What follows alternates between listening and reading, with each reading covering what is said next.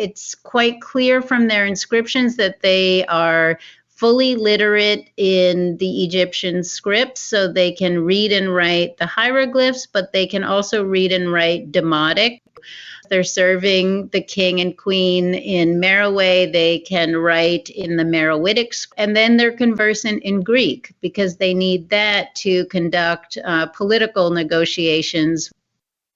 So if you're just tuning in, you're listening to another segment of Reclaiming History with Dr. Solange Ashby, PhD, Egyptologist, Nubiologist, and we're talking about her new book, Calling Out to Isis, The Enduring Nubian Presence at Philae.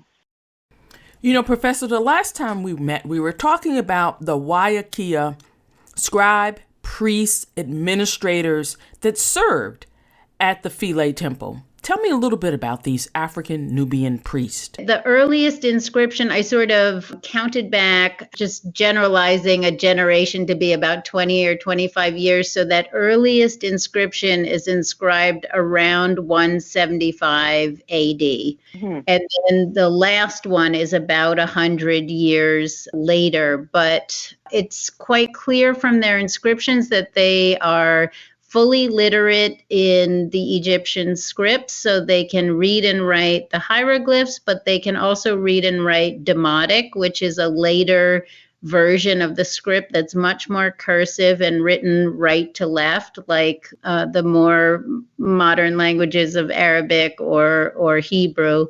So they can do the Egyptian scripts, but they also, because they're serving the king and queen in Merowe, they can write in the Meroitic script, which is also written right to left. And then they're conversant in Greek because they need that to conduct political negotiations with the rulers in Egypt, first the Macedonian Greeks and then the Romans. So they're amazing, fully trained priests to function in an Egyptian temple complex. They're fully literate in all of those scripts. They have astronomical knowledge, so they claim titles that talk about their knowledge of the movement of the stars.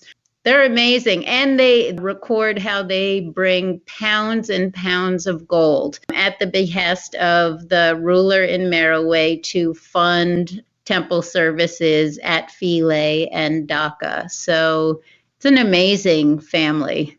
And what's the name of the family again? Waiakea. So it's spelled Wayekye.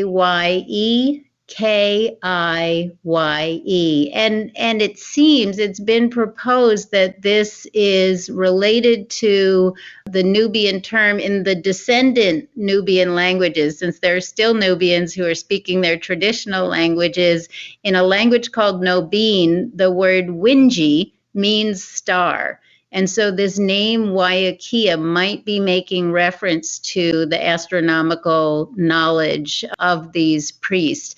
And the other thing I'll add, while I was doing research at the Temple of Philae, I was taking pictures of all of the inscriptions that you can still see on the wall if you go visit there today.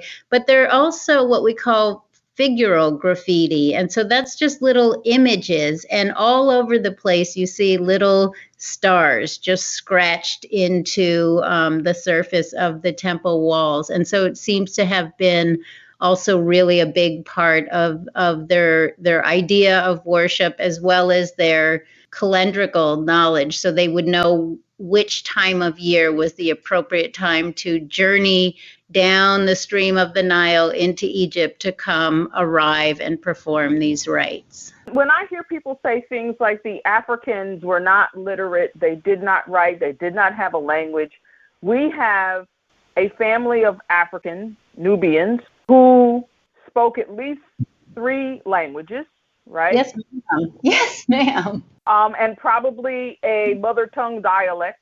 Yep. So they probably spoke 4 languages. They wrote in 3 languages. Yes. And they were very well-to-do financially because they were carrying gold back and forth between the Empire of Merowe. This is just an amazing contribution of your book, and thank you so much for that. But, we are quickly running out of time.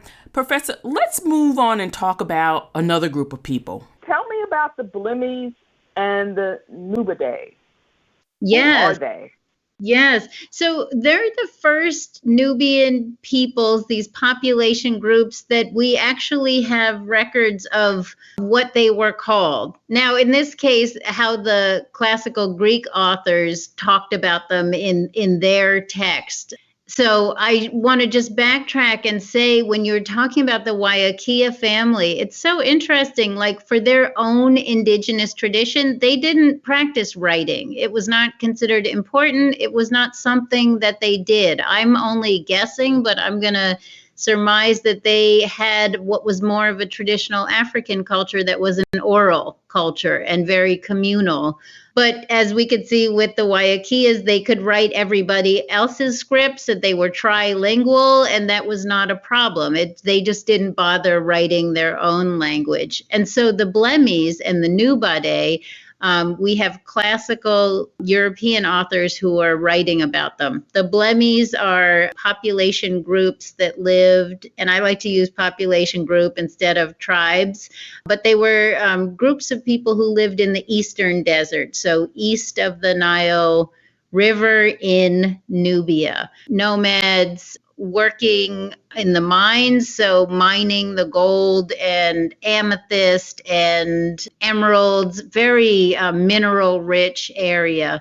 And then on the west side of the Nile, the population groups are called the Nubidae, and that is sort of related to this term Nubian that we still use for folks from that part of the Nile Valley.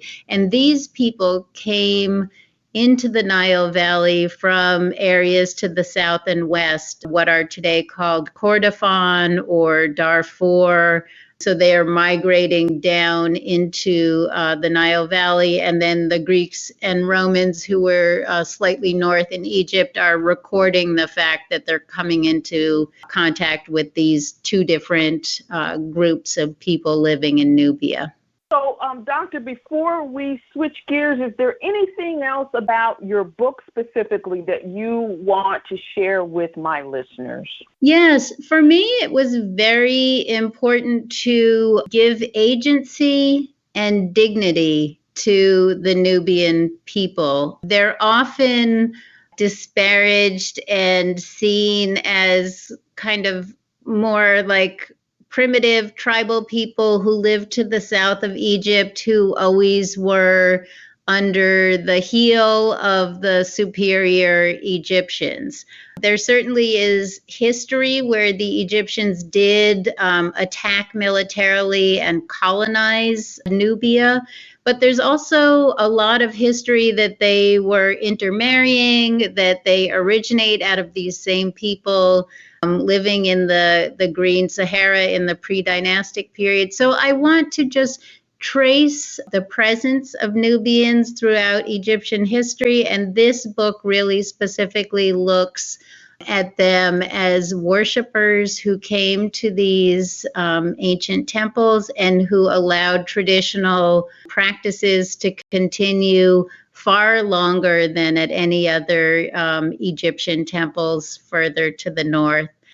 So it's all just to talk about Nubians in a way that gives them dignity and acknowledges their agency in maintaining these traditional religious practices. So if you're just tuning in, you're listening to another segment of Reclaiming History with Dr. Solange Ashby, PhD, Egyptologist, Nubiologist, and we're talking about her new book, Calling Out to Isis, The Enduring Nubian Presence at Philae, published by Gorgias Press. There's a special discount code created for Reclaiming History listeners. It's Nubia, spelled Nubia. Get a 30% discount by visiting gorgiaspress.com/calling-out-to-ISIS at www.gorgiaspress, that's GORGIAS press.com.